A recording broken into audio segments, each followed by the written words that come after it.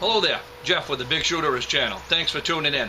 In 1994, we faced a similar situation with assault weapons legislation looming. And we started an organization called the Committee of 1776. We wrote a proclamation. We spread the word amongst the large gun groups and largely the grassroots network. And over 100,000 of us got together on our state capitals and at a later date in Washington, and that was just before the Republican Revolution. This is a little bit of insight into the way history repeats itself. In this case, it's not hundreds or thousands of years ago. It's not even 20 years ago. Check it out.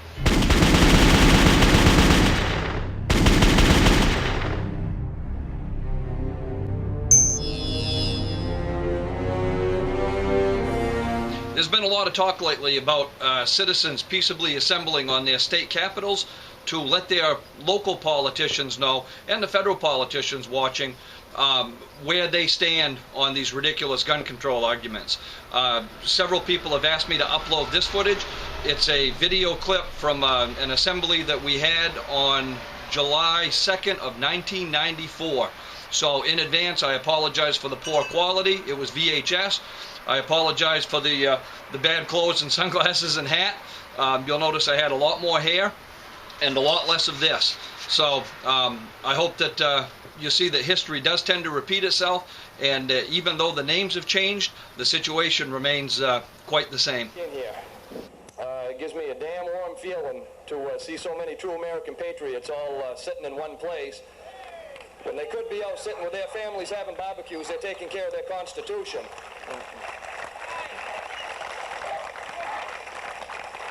It's due time that we show the media as well as our elected lawmakers who we really are.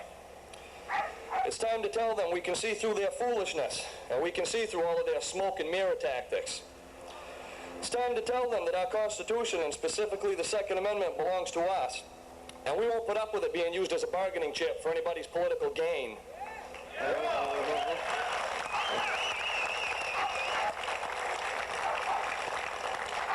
It's time to tell them that we're doctors and that we're lawyers, we're electricians, we're plumbers, we're small businessmen and women, we're unemployed.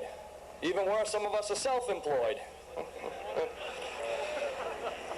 It's time to tell them that we won't allow ourselves to be disarmed when we need our firearms the most. It's time to tell them this is not a hunting issue. This is not a sporting issue. This is not a competition issue. This is a damn freedom issue, and that's why we're here today.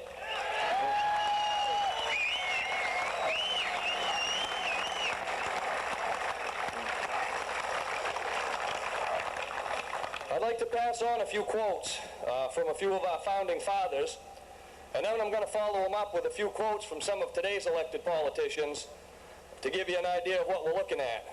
And I'll probably follow them up with a few answers for each of them. No free man shall be debarred the use of arms. That was said by Thomas Jefferson. To disarm the people, that is the best and most effectual way to enslave them. George Mason. The great object is that every man be armed. Everyone who is able may have a gun. Patrick Henry. To preserve liberty, it is essential that the whole body of the people always possess arms and be taught alike, especially when young, how to use them. Richard Henry Lee. The supreme power in America cannot enforce unjust laws by the sword, because the whole body of the people are armed. Noah Webster.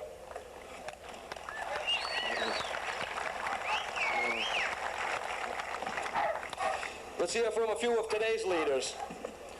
No right is absolute. George Mitchell.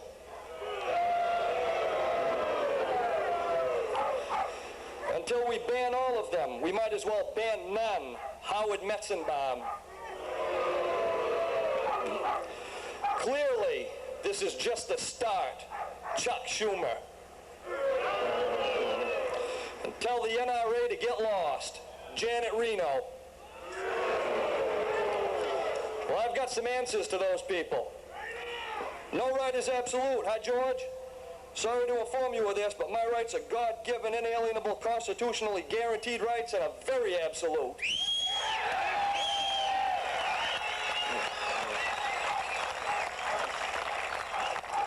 Mr. Metzenbaum, we always knew where you stood. We're just happy you're showing your true colors.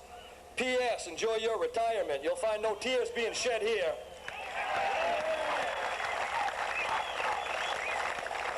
Chuck Schumer, we have known for years that your misguided efforts in the name of safety have been nothing more than a front to take all the guns away. Maybe before the next election I could suggest that you purchase a retirement home near Senator Metzenbaum. You're going to have plenty of time on your hands.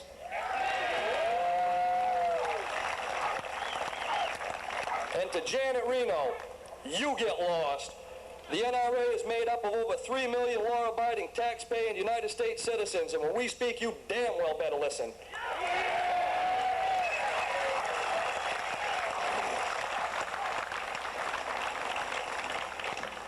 Don't stop now, brother. When Dan and I first started on this as a concept, we wrote what we called the Resolution of 1994. And I'd like to read that to all of you. I'd like to dedicate it to every one of you out there. I'd also like to dedicate it to my wife Angela and Dan's wife Debbie for being so patient while we spend so much time on this rally. The Resolution of 1994. Whereas the government of the United States has recently taken to restricting and violating the right of the people to keep and bear arms. Also, the several states have been passing laws restricting and violating the rights of the people to keep and bear arms. And it is acknowledged by all who have reviewed the Bill of Rights that the framers of the Constitution were intending to codify the God-given rights of free men and women, wherein the Second Amendment was written to guarantee that free men and women of these United States had the ability to defend their homes and families against all who would threaten them, especially a tyrannical government. Their firearms for defense of self and community, not merely sporting purpose. It has become a necessity for the free men and women of the United States to make their determination to remain free apparent to the various government agents and officials who have been usurping and stealing their rights. It is resolved that on July 2nd, 1994, the concerned citizens of these United States will assemble in their respective state capitals and through peaceable demonstration make known to the public servants that we the people, the free citizens of these United States of America, will no longer stand for these thefts of our God-given and constitutionally guaranteed rights, and the public servant shall be placed on notice that their authority springs from the people and not in any government itself. In peace through strength and truth, the Committee of 1776. Thanks for being here. You're all true American patriots. We need every one of you. Yeah, 19 years, man. The time's been better to some of us than it has others. Again, I hope you realize the importance of this. This was in 1994. It was just before the Republican Revolution, when all the people that favored that Clinton assault weapons ban voted for it, and we booted them out of office. And the reason that I put this up, or the reason I was asked to put it up, is to help people understand that we've been through this before. You can be very effective. It's time to get loud, it's time to get vigilant, and it's time to educate people and not stand for this foolishness. It's all smoke and mirrors, and we have the facts on our side. If anyone looks at the FBI's Uniform Crime Report, they'll find out that the guns that are at the top of their hit list are the guns that are the least used in any type of violent crime. So it's all foolishness. Thanks for watching the video. I hope you enjoyed it. Again, I apologize for the poor quality. If you did, please subscribe to the channel and keep an eye on our future projects. And until next time, have fun and be safe.